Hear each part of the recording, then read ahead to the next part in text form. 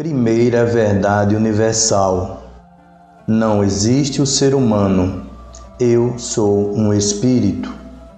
Se o ser humano reconhece que existia antes de ser, é necessário que ele entenda-se como espírito. O espírito é gerado por Deus, por isso é seu filho.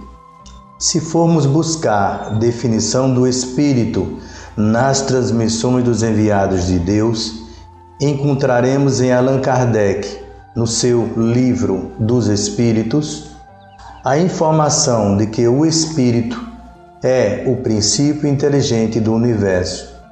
Apesar desta definição clara, mais adiante a espiritualidade afirma no mesmo livro sobre a forma do espírito. Pergunta 88. Os espíritos têm uma forma determinada, limitada e constante? Para vós, não.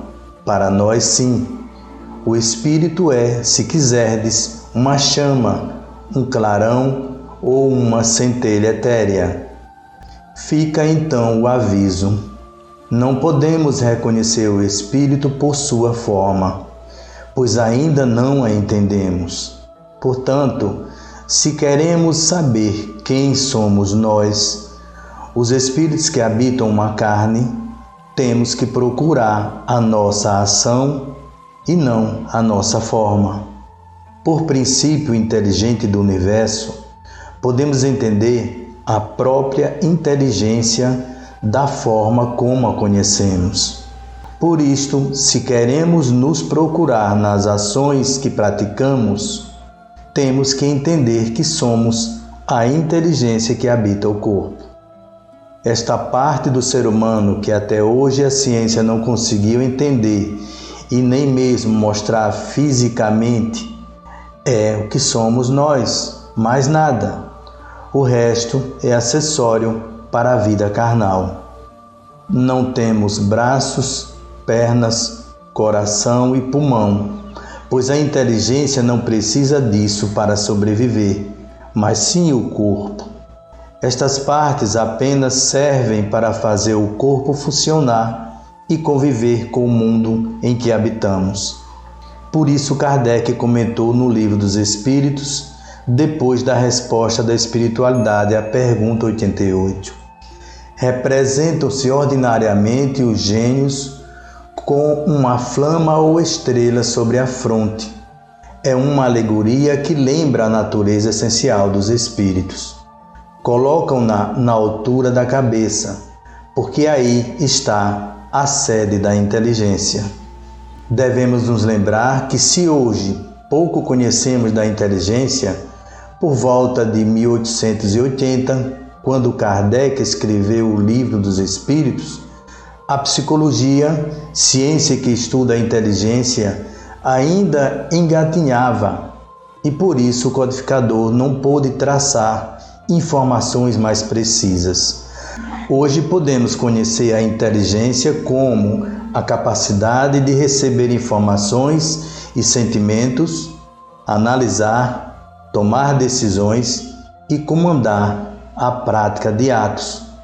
Esta é a função do espírito dentro do corpo. A visão ser humano aconteceu por dois motivos. O primeiro é físico. O homem desconhecia esta informação e, ao contemplar a sua imagem, o que via era apenas o corpo físico. Nem os órgãos internos ele conhecia e por isso nasceu nele o sentimento de que ele era tudo. Este sentimento foi sendo passado pelas gerações, apagando a memória espiritual. Por reconhecer-se como corpo e sabendo que este termina com a morte, foi preciso o homem criar outra coisa diferente para depois que morresse. Surgiu o espírito ou alma. Desta forma, o ser humano formou a imagem que ele sempre foi um ser humano, pois já nasceu assim, mas que ao morrer se transformaria em alma ou espírito, um outro ser. O segundo motivo tem mais a ver com a missão do espírito na carne. Segundo a Bíblia Sagrada, O homem foi expulso do paraíso, veio habitar o planeta Terra por um motivo: o fato de Adão e Eva ter comido o fruto da árvore proibida. Entretanto, isto é um simbolismo, como tudo que vem escrito sobre as informações para o espírito. Como vimos nesse texto, a árvore representa a fonte do saber, do conhecimento, e o fruto, o ensinamento.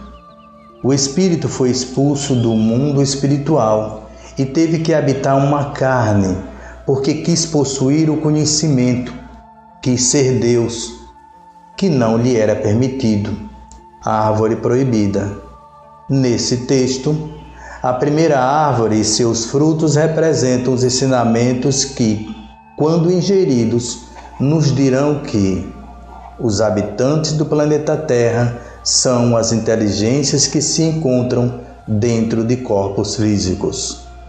Este conhecimento leva o espírito a alterar sua visão do universo para as verdades espirituais, pois não mais deve se reconhecer como ser humano, mas sim como espírito que é.